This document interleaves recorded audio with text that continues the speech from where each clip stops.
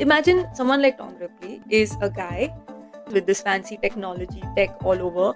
He's masking his IP addresses. He has multiple or zillions of these fake shopping websites, fake crypto schemes, NFTs. I mean, think about how much he could play with just with AI. He could go nuts in today's digital world.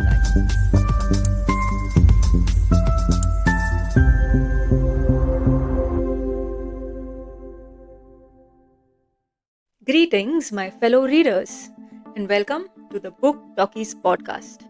I am Amruta, and today let's get into a little bit of a trouble. This I call is the masterclass of how to be a con artist. So, I just read the book Talented Mr. Ripley. I was, of course, inspired by the recent series that has come out on Netflix on the same.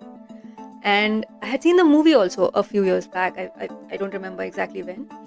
But trust me, the book is way better. I'll tell you why. No spoilers, so just let's dig right in. Just with a little bit of a summary in the beginning. Have you ever had the impulse to just kill someone?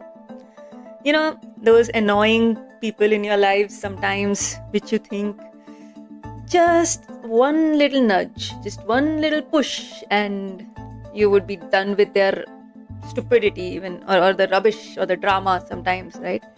Well, that is something which comes to my mind when I had just read this book. So, Tom Ripley is to me a mix of that impulse and little bit of or a lot of premeditation. Let's see how. A bit of a background about Tom would be he comes from New York. His parents died when he was quite young, and he definitely had a rough childhood, and he wants to be an actor in the beginning, and well, that's his talent, of course. He can be somebody else. It just comes easily to him, right? And but it doesn't work out, and he starts doing these small scams, these small cons, and maybe things are not going too well. He's always on the lookout, worried that somebody's about to catch him. And this is where he meets Mr. Greenleaf. So Mr. Greenleaf is this very or a good businessman, and his only son has sort of run away to Italy. Of course, spoiled brat, has his own trust fund and just spending it away in Europe. Well, who wouldn't if they had the choice? So Mr. Greenleaf, poor man, he comes to Tom thinking that he's probably one of his sons, Richard or Dickie. He's probably one of Dickie's friends. And he pleads Tom that, please, I'll pay you, you go to Italy, you convince my son to come back. I don't really feel so much of a pity for this guy, but well, it's a good opportunity for Tom, right? It's free money, free trip to Europe. Again, who wouldn't? So yeah, this is where he goes to Italy. On a side note, I think this book is like a tourism ad, the perfect tourism ad for Italy. I mean, it's a beautiful place, so I love that aspect of it as well. So this is where he goes to Italy and he meets Dickie and his friend Marge. He definitely likes Dickie. There are some, I think, notes of homosexuality maybe, but honestly doesn't matter. To me, it's not important to the story, honestly speaking. It's basically he likes Dickie. He wants him to, he wants Dickie to like him as well in return. But somewhere he's also jealous of him, right? He sees this person who is probably, exactly like him, same age, and he's had an easy life, right? He's doing nothing. He wants to be an artist. He's terrible at it, but here he is enjoying his life, while someone like Tom is struggling. Now, till this point, the book, the movie, the series, everything for me was a little slow, right? When things actually pick up is Tom starts to realize that Dickie seems to be getting bored with him.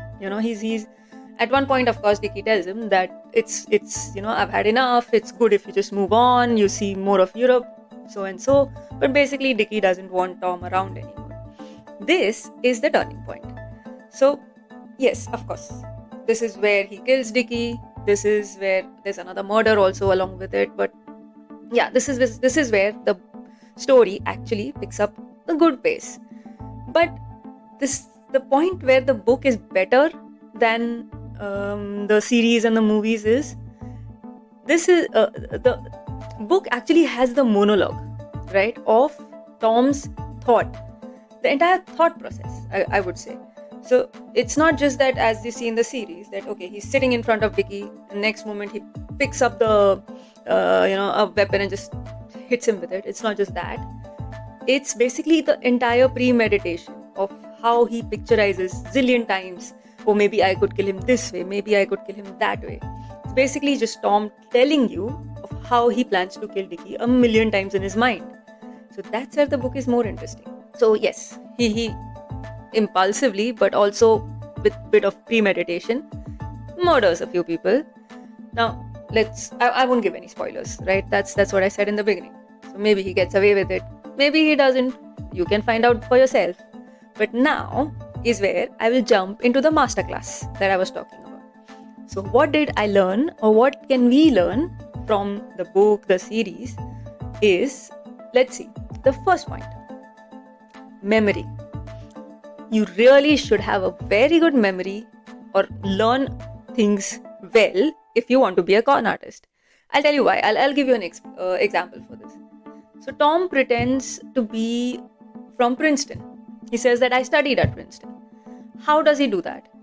Well, he meets someone from Princeton, some point of time, somewhere he meets someone from Princeton.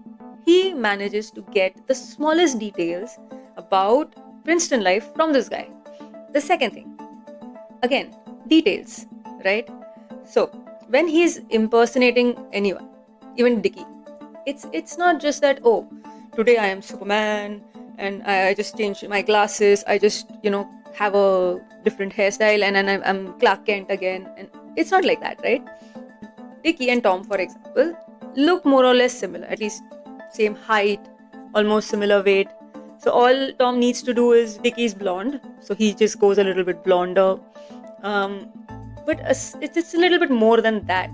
So what makes me me? It's these smaller quirks. The way I use my eyebrows, the way I purse my lips, the way the way my posture is, the way I move, the way I use my hands. These small mannerisms. These are, what make me, basically. And this is exactly what Tom is able to pick up. So, have you seen the clips by Jim Carrey? His acts where, he's impersonating, say, Clint Eastwood, right? He's able to move his eyebrows. He's able to contort his face in such a way that, his face actually resembles. It's very uncanny to look at that. So imagine that at an extremely detailed level, along with everything else put together. Where in the story there is an inspector who meets Tom as Dickie and also as Tom, but he's not able to figure it out. He's not able to, he just doesn't realize that it's the exact same person. He's able to impersonate Dickie's voice to such an extent. He has phone calls with his parents, he has phone calls with his girlfriend, and they're not able to figure it out, that it's not Dickie that they're talking to. Every aspect of Dickie is picked up and copied by Tom in this way, right? Then the next important point, I believe, in being a con artist or a scamster is he's able to create trust and also play with people's emotions. Let's take an example again. So when he is doing this particular con and he's calling up people, just some set of people he has found out about who go to a particular doctor.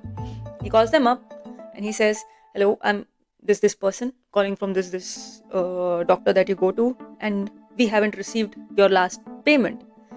Now you trust the doctor that you go to. So as soon as you hear this doctor's name, the trust factor is sort of already there, right? It's not some random person that you're talking to who's asking you for money all of a sudden. And that's the first step. The next step is, he says, we haven't received your money, but now we are going to our lawyers, and you will not be allowed to take any treatments from us for the future. This is where the emotion, the panic sets in, right? He's stopping that person from thinking logically. Before that person can actually start thinking, start analyzing stuff, he starts attacking them emotionally, create a sense of panic in their mind at that moment. And the last thing, which, well, I think we have all been taught by our teachers, by our parents, ever, in everything, anything that you want to be good at, is practice, practice, practice. So, for Tom to become anybody, for Tom to become Dickie, he needs to practice, and that's what he does. He practices his signature, I think a couple of 100 times. He keeps on practicing his quirks, the way he behaves in his mind, in reality, over and over again. So that's how you become a con. So the book is written in 1950s, 1960s, I believe. So definitely there was no forensics or DNA or some, those kind of things then, or not that developed then. So maybe it might be easier to catch him now. But then if I think about it, it's also in some ways easier for him too, right? He can have so many personalities on social media.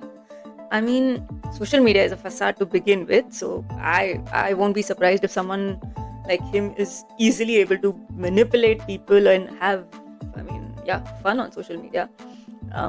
But it's not just that, right? Imagine someone like Tom Ripley is a guy sitting in this maybe a fancy house of his with this fancy tech all over. He's masking his IP addresses. He has multiple or zillions of these fake shopping websites. He's having these fake crypto schemes, NFTs. I mean, think about how much he could play with just with AI. Just simplest thing is create fake AI voices. I mean, he could go nuts in today's digital world. I think it would be tougher for us to catch him if he was a real person in today's time. Well, I hope you got to learn a few things and learn what not to do as well out of this. And definitely read the book, because if you like the series or the movies, the book is going to give you a way better picture of this character and of the way his mind works. So I hope to get your comments and like and subscribe. Ciao.